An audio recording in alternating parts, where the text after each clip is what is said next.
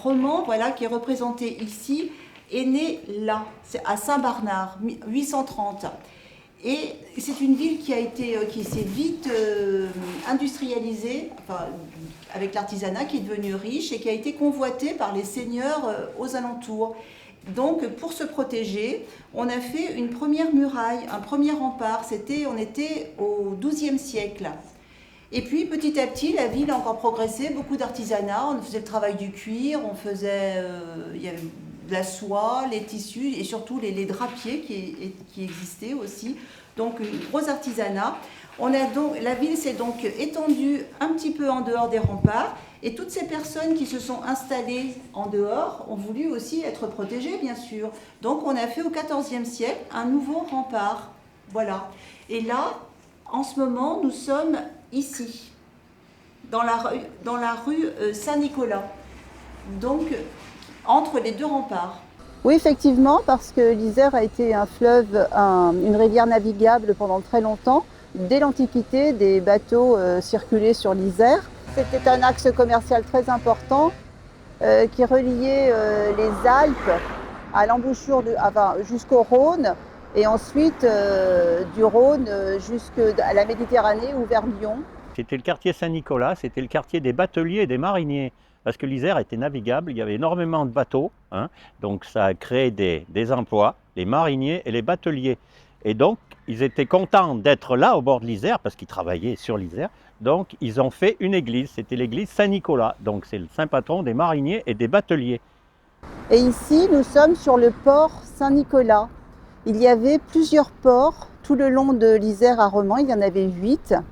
On y trouvait des gens qui construisaient des bateaux, bien sûr, qui circulaient aussi sur l'Isère. Et surtout, il y avait beaucoup de radeliers. Donc les radeliers, c'était pour transporter le bois. Ces sapins étaient coupés en Savoie, les troncs étaient ajustés entre eux. On en faisait des radeaux qui flottaient sur l'eau. Et là, on faisait descendre ce bois directement par l'Isère. Quand il était arrivé à destination, on défaisait le radeau et il était vendu aux gens qui étaient intéressés par le bois. On a eu sur cette partie de l'Isère énormément de circulation, de gens qui se croisaient, des radeaux, des bateaux, des pêcheurs aussi, parce qu'il y avait beaucoup de pêcheurs aussi sur Romans.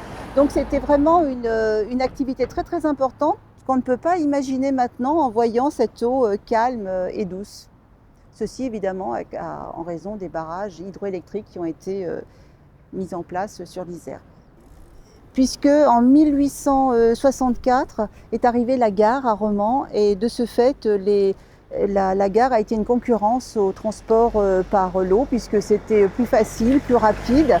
Je me sens chez moi, dans l'hospitalité des gens. Avec mes amis, avec ma famille. Je me sens chez moi, avec mon doudou. Dans ma chambre. Chez ma cousine. Je me sens chez moi, chez ma mamie. À Paris, en Ukraine. En Turquie. Je me sens chez moi. Alors l'ambiance, non, elle est totalement différente de nos jours. Avant, c'était plus convivial, c'était plus sympathique. Les gens étaient les uns sur les autres, les maisons étaient mitoyennes, donc il y avait une ambiance très chaleureuse.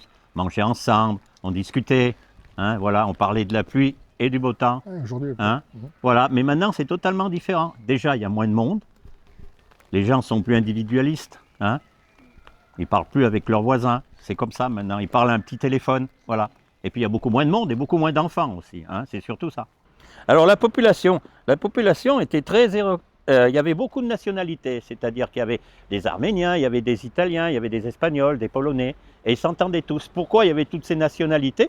Parce que c'était un quartier populaire, et donc les gens trouvaient des loyers modérés et venaient habiter ici, voilà. Et toutes ces nationalités s'entendaient très bien. Il n'y a jamais eu de problème, jamais eu de problème. Ils se donnaient des recettes de cuisine. Des fois, quand ils avaient bu un canon, les papas, ça discutait un peu fort, mais c'était sympathique. Voilà. Ce qu'il y a de plus maintenant. Il y a beaucoup moins de personnes, il y a beaucoup moins d'enfants. Donc ça, c'est normal. Quand il y a moins d'enfants, il y a moins de bruit. À Saint-Nicolas, il y avait ils fabriquaient des chaussures. À cette époque-là, ce n'était pas des chaussures, c'était des galoches. Des chaussures avec des semelles en bois. Après, ils ont fabriqué des chaussures. Il y avait des tanneurs qui travaillaient la peau. Il y avait des couturières. Il y avait des maçons.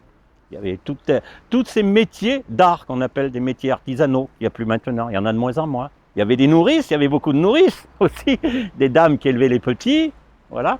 Les mamans faisaient du travail à la maison, à la tâche. Ils travaillaient à la pièce, voilà. Donc ils travaillaient le cuir, ils faisaient du tressé, du rempliage. Et ça permettait aux mamans de s'occuper des petits, de faire de la cuisine, le ménage. Voilà, il n'y a rien changé, il n'y a rien de nouveau depuis. À partir du moment où la circulation sur l'Isère s'est arrêtée, évidemment que la population dans le quartier a probablement changé. Début du 20e, nous avons eu l'industrie de la chaussure qui a pris le pas et donc toute cette population qui était peut-être laissée sans travail parce que la circulation sur l'eau avait disparu, s'est probablement recyclée dans cette industrie du cuir et de la chaussure. Dans les années 60-70, quand les usines de chaussures ont appelé du personnel, voilà. Voilà, les gens sont allés travailler à l'usine pour un rapport, un salaire mensuel. Voilà. Ça, c'était important. Ça. Voilà. Et puis le mari et la femme travaillaient dans la même usine. Voilà. Donc ça faisait un apport mensuel qui était agréable.